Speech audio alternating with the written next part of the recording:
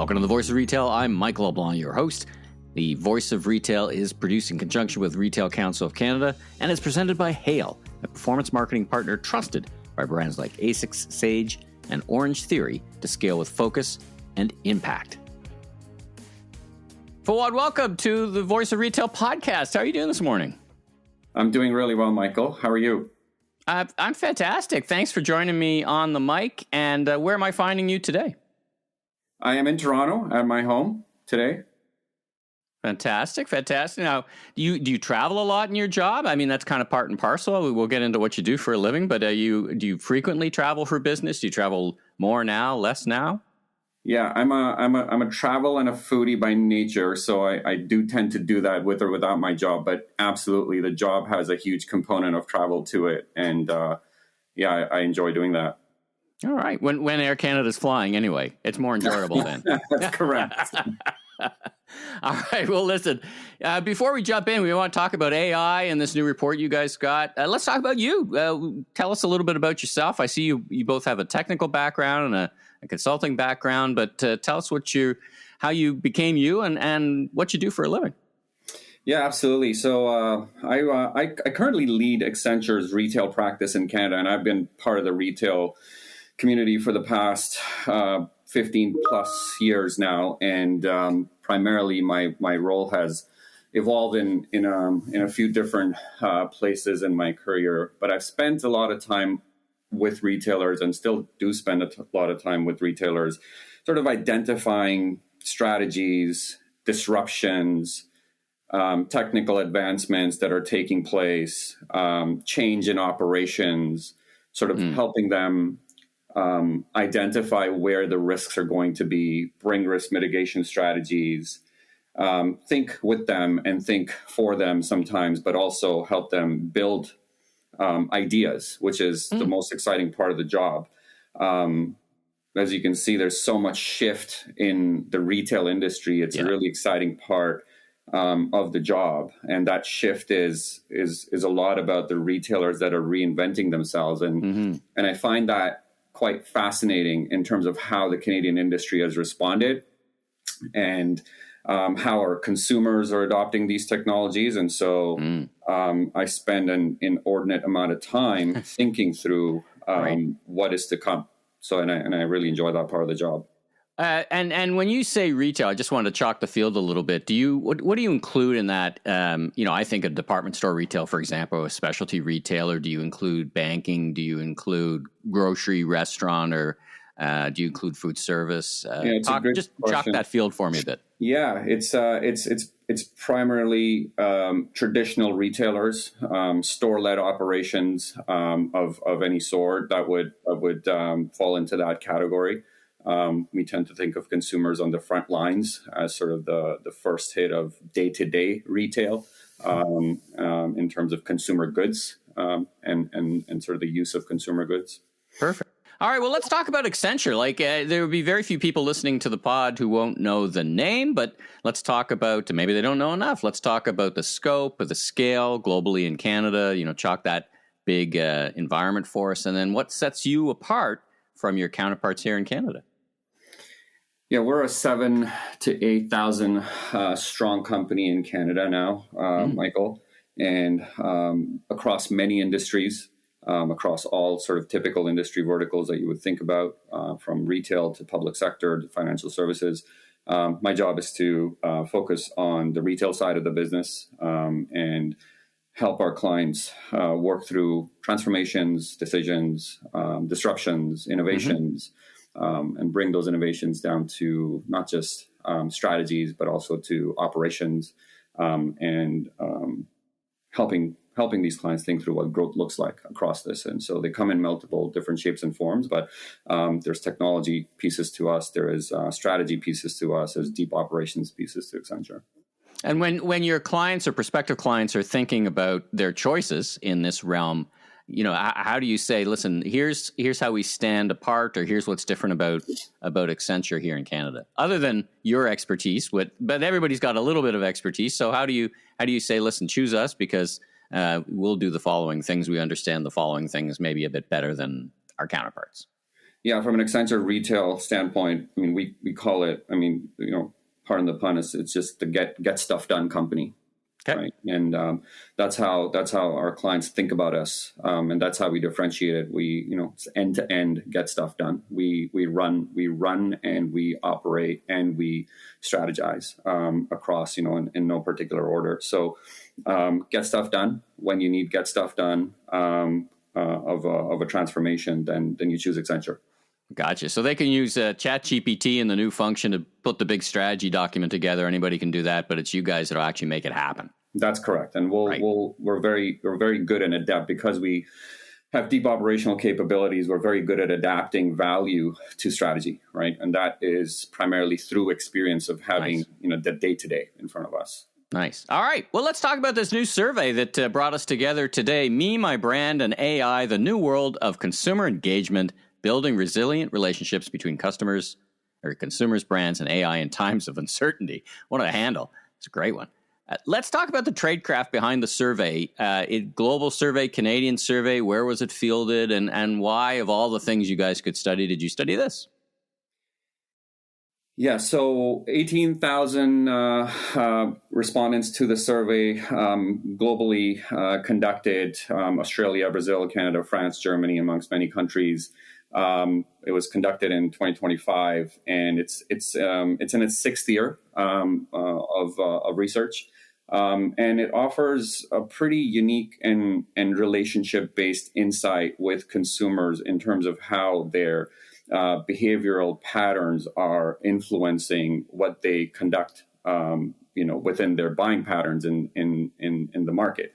Right. And specifically in this age of AI and generative AI, it touches on a very unique angle of this connection that users are continually building at a very accelerated pace with this new generative AI technology and the impact that it's having on consumer brands.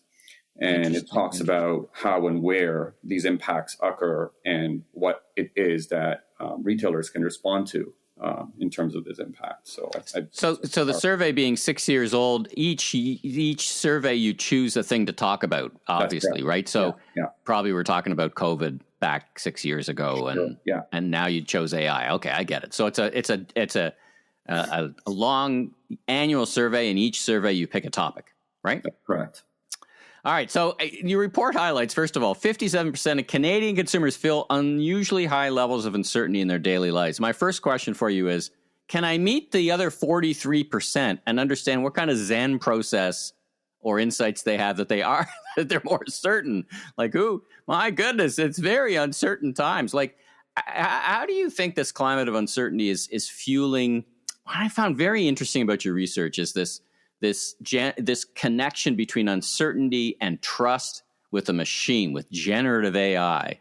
And so let's start there. And I don't want to spend the entire discussion talking about us versus the Americans, but sometimes it's useful because we have, of course, retailers who operate on both sides of the border. So it is a useful thing to talk about. But, are we the same? Are consumers on both sides the same around the world? Talk about this uncertainty driving people to trust generative AI. Yeah, you're right. So 57% of the respondents feel unusually high levels of uncertainty, and that's actually doubled from where it was in December 24. So I think you guys are softballing that. It's 100%. It's 100%, man. Yeah, I suspect your instinct is right in terms of where it's moving, right? And so. Yeah. We are seeing greater trust being placed in AI, and so many that are turning to AI-based tools for, personal relationships and sort of personal growth and sort of building this immense link that would not have been present in previous technologies. And what began as a tool that could provide sort of perhaps personalized product recommendations is now sort of also creating influence on how people feel and think and what they conclude. And so there's this shift that AI is able to create in people's minds that is almost akin to an influencer that, we may have experienced in the digital world. And so, while our surveys aren't like comparing, the various influence of different countries, Canadians are sort of on par with sort of where the globe is in terms of how they're feeling and adapting to this. Right. So it's a global phenomenon, and I know that the one thing about surveys, and when I do these interviews, I always ask questions about the surveys that weren't asked. There's one thing about research we all know: it sometimes brings up more questions than it answers, which is the fun part. But where do you think this trust is coming from? I feel like is it a shortfall in the other institutions? Is it a shortfall in trust in media? I don't have enough friends. We know there's not a loyalty, but we know there's a crisis amongst our youth. They don't have as many friends as you and I perhaps did when we were growing up. Connections with families are a little frayed by whatever. What do you think drives this draw to technology? Or is it just so good? It's like, hey, this is really good. I'm going to trust it more. What do you think's going on?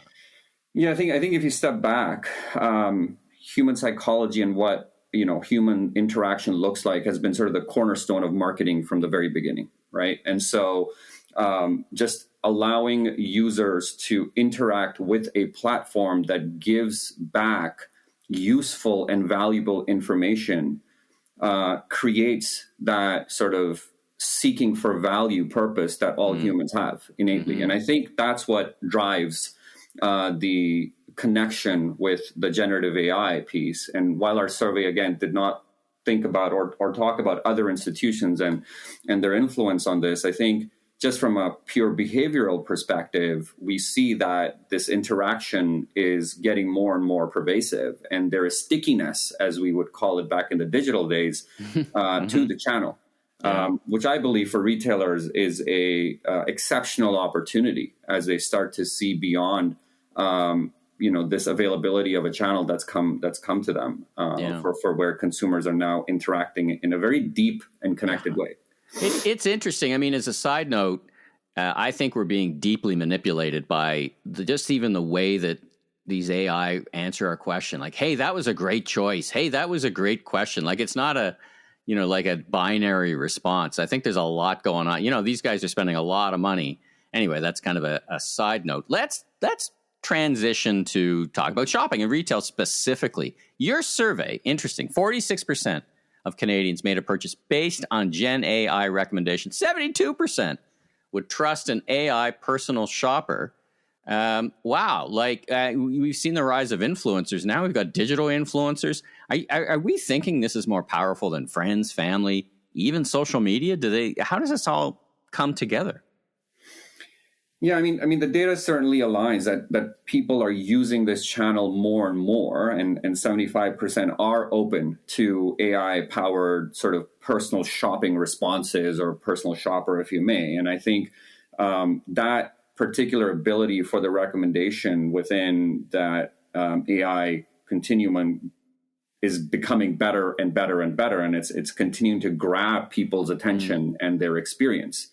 And I think as that kind of proliferates, the idea that consumers are going to look more and more to a engine like AI to help them give both the experience, which is what you talked about earlier in terms of, hey, it makes you feel good, but that's fine. It's just part of an experience. So what it comes out from a value standpoint is still accurate and valuable, and they've tested it and they come back to it. And I think that's the part that's important from a survey standpoint, because these 46% that are making decisions are returning customers from an AI perspective. We'll be right back after these messages. The Voice of Retail is brought to you by Hale, the partner behind some of the fastest growing DTC and retail brands in North America. Hale is recognized for senior teams who cut out the noise and keep their focus on what matters most: growth. Their approach is based on outcomes, not hours. They are selective with who they partner with, bringing speed, accountability, and a clear strategy to every engagement. Paid media, content, performance, all of it connects directly to real results. That's why brands like A6 Sage and Orange Theory choose Hale to help them scale. Learn more at wearehale.com. Likely, I think, I'd get your thoughts on this, that 72% of people are going to ChatGPT, but they're starting to see it in the, let's call them the more conventional search engines, right? Like when you search Google, the top search now is AI driven, right? You don't get to the clicks and and the links, right? Is that your assumption too, with numbers that big, that it's not all just direct to a Claude or a Chat GPT, but it's starting to become present in other platforms? I think it's starting to show more and more in other platforms. Right. I think right now the use is direct. And I think as more platforms integrate with this technology and expose this technology to the user, the transition becomes a lot easier for the consumer. So I think the opportunity remains for our retailers to think broadly in terms of the how they're going to go about and do this and get sort of pushing on it, primarily because the user is now being primed from a direct to generative AI perspective. And so as their platforms start to produce this against the data that they have, right, that's when the real task begin for retailers. Well, that's a great segue to my next question, which is how worried should retailers be about this statistic? Yet another intermediary between them and the consumers that they have to manage, or sometimes I've heard it called gain authority with. I mean, it goes back to that old saying, it's better to be the toll gate than the road. I'm worried about this for retailers, that now they got to figure this out and they got to get in front of this. How are you talking to your clients, and what are you hearing from them about it? Well, I think the good news for Canadians is that brand loyalty for Canadians is still very, very strong. And so, a lot of, over 51% of people will have loyalty programs. And then there is also the inverse to that, which is, there's a pretty significant percentage. I think it's like over 30% of people would also shift the brand that they are buying from because of their interaction with generative AI. So, wait, say that number again. That's important. What was that number? I think 35% of consumers would switch from a preferred brand. That's huge. One that makes them feel different. Yes, that's huge. I mean, if you and I, it's funny. COVID kind of, broke that model, right? We used to, before COVID, 2019, if we were talking 1 or 2% shift, we were like a big deal. Right now, we're into the 30s. It's incredible, right? Yeah, and I think therein lies the opportunity. On which side of that brand switch you're going to be as a retailer. I prefer to talk to my clients about having the opportunity to capture the minds of that 35%, which is willing to make a different decision and increase their customer acquisition, their market growth, whatever you want to call it. And I think that's the reason that retailers don't need to be worried, almost excited, because we have spent an inordinate amount of time in the past decade when we were working through the traditional digital channel in talking about how consumer data would be collected so that we could personalize. Now, this is the opportunity to go from personalization to proactivity. I think it's an opportune time for retailers to get closer and test and identify what works. It's a great perspective. Now let's talk about the next iteration of this. I'm already starting to see it. AI agents, these tools that consumers can use to seek out goods for retailers on the behalf. Sometimes they're bypassing loyalty programs, right? Now, how are you and your clients and the retailers thinking about this development? A machine you can't negotiate with, bargain with, sway with emotional cues or connections. To me, it sounds like Cyberdyne Systems Terminator. You just can't negotiate with it. It's going to happen without you even having a chance to influence that AI agent, or can you? Yeah, I think the opportunity is to almost transcend sort of the traditional relationship that brands have played through loyalty programs, because the AI now looks for contextual information for products, and agents bypass, to your point, loyalty programs that would typically exist. Right. There's now the opportunity to be more purposeful. Instead of moving away from keywords to like purposeful contextual information that will identify and differentiate your brand in ways that hasn't been done before. I think this is a merchant's dream, to be very honest, in terms of being able to get the products that they've sourced onto the right channels in the right time, but being able to give so much information out that it really differentiates them and helps them push their brand and pop their brand. I love your optimism. I was at a conference, and I was listening to a couple of senior CMOs of retailers talking about how they've seen search strings go from 5 words to 35. And then we started thinking about, what do I need to do on my website? What do I need to do in the metadata to make happen what you're describing? In other words, there's a lot of work coming down the pipe, yeah? That's correct. There is a lot of focus that needs to be played out, and there needs to be a strategy in terms of how they are going to present themselves. What are they going to do with their data? And what does it mean to be present in the world of AI agents where work is going to be conducted in a very autonomous way? God, it sounds like the Matrix. We're talking about the Matrix here, Fawad. It's crazy, right? Listen, the other things in your survey, 1.9x more likely consumers to accept higher price in brands that deliver emotional, engaging experiences. Let's talk about that, because I in my keynotes I help people understand the difference between buying and shopping. In other words, buying is ticking a box off a list. I have a big dog. I get the food delivered to my doorstep. I have no emotional engagement. You won't sway me with emotional engagement. What you'll sway me with is convenience.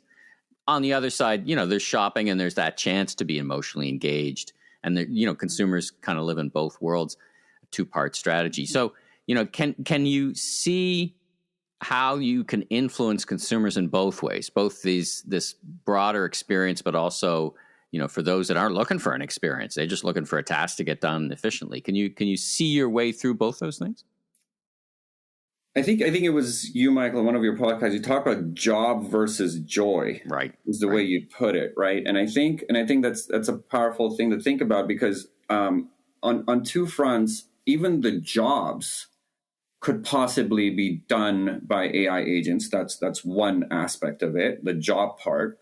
And then in that respect, it allows retailers to create experiences for the joy part. And whether you're working through an AI agent or whether you're working through a physical store, I think that paradigm shift continues to be pervasive through the AI world. And then when you think about the ability to walk into a store, let's put aside AI for a second. When you walk into a store and you just want to get a job done, how you've put your store together, what products show up beside your products, what recommendations you're able to generate while the consumer is within your frame, that still continues to be a point of leverage for retailers. And I don't believe that is going to change dramatically. What will change is the experience that comes with it. So, you will do the job the first time, and if you provide a good experience, you're there the second, the third time. That's the job aspect of it. And then the joy aspect of it, as you talk about,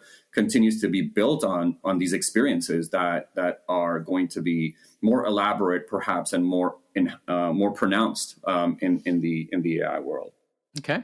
And AI is going to help, obviously, the retailers. I say obviously, but if done right, AI used by the retailers can help them scale to meet that opportunity, right? Is that how you're thinking about it as Absolutely. well? It allows brands to tailor content, offers, interactions in real time, right? Like that deepens the trust and the engagement, and that's a continuing spectrum, yes. So, in both of our careers, we would often have thought consumers would see they have three types of value. They have their time, their money, and their data. With all this stuff, it feels like, with all this AI technology, consumers are just sharing more data. Have consumers just given up caring about where their data is and how it's being used? I mean, can retailers conversely be the trusted defender of their data in a Wild West, everybody sooner or later is going to get hacked world? And I think this is the point where the responsibility of those putting AI out there needs to be talked about openly and thought about strategically. I think ethical AI is an important aspect of how AI is put into the market. And I think, in the previous days, we used to talk about data governance and ensuring that the right type of data is governed, and there were policies around that data. I think that continues to be that responsibility of those putting AI out there. So, there's 3/4 of executives that will believe that unlocking true values of data will be possible when it's built on a foundation of trust, right? Like that's important to understand, because once you forgo trust, winning trust back, regardless of whether you're in an AI situation or not, is almost impossible. So the idea that responsible AI continues to be at the forefront of how risks are mitigated and how transparency is conducted, and how biases are removed, for example. All strategies will continue to be this sort of critical bridge between the consumer and the retailer. So I think it's more important than ever to think about that. All right. Well, let's wrap up with some advice for the retailers listening, the folks in the retail industry. And I'm going to frame it in 2 starts and 1 stop. 2 things that retailers listening need to start doing, and 1 thing they should probably stop doing. Maybe it's maybe it worked in 2024. It's not going to work in 2025 and 2026. And how should they be preparing for this new AI-powered consumer that's rapidly, faster than I thought it would happen, becoming a new reality? I think firstly, continue to invest and think about how to deepen their understanding of where they're going to leverage AI, both for their consumers, to curate personalized experiences, to deepen the connection that they have access to. And we know that this pays off. We know that, we talked about this, 35% of the consumers would switch brands because of this. And so this is extremely important. I think this is important in how they operate. So delivering customized solutions that, are helping customers engage in a better way and can drive measurable results, right? This is all measurable too. Right. Brands do need to start preparing for an AI agent reality, right? Where purchasing decisions are being made on behalf of users over time. We're already seeing tasks being conducted in browsers, for example, through AI agents. This is a reality, and this is already happening. So consumers, brands must prepare for what that means. And then I would say don't underestimate the power of existing programs from a loyalty standpoint, right? Like that still hold a ton of power. And there is a lot of leverage that retailers have created in terms of mind share of their consumers and the engagement. So don't underestimate that. And then the last thing I would say is do know that, your operations, they need to be seamless, and AI is helping retailers sort of rethink and rebuild their internal operations so they can pass that productivity to the consumer in more valuable ways. Well, fantastic. This has been a great interview. How can people get a hold of the survey, and how do people get a hold of you? Listeners can access the consumer report around on the web. Of course, I'm always available on LinkedIn for reach outs and conversations. So I think those are the 2 great places for us to connect. Well, I'll put you guys give me the link and I'll put it in the show notes. So folks want to get to it directly. We'll do that. Well, listen, Fawad, this has been a great conversation. Very interesting, very exciting. Every day, something disrupting the retail industry, but it sounds like you're helping your clients get through it and think ahead. So thanks again for joining me on the Voice of Retail podcast. Great connecting with you, Michael. Thanks for tuning into this episode of the Voice of Retail. If you haven't already, follow on your favorite podcast platform so new episodes will land automatically each week. And be sure and check out my other retail industry media properties, the Remarkable Retail Podcast with Steve Dennis and the Global E-Commerce Leaders Podcast. I'm your host, Michael LeBlanc, Senior Retail Advisor, Keynote Speaker. If you want more content or chat, follow me on LinkedIn. Safe travels, everyone.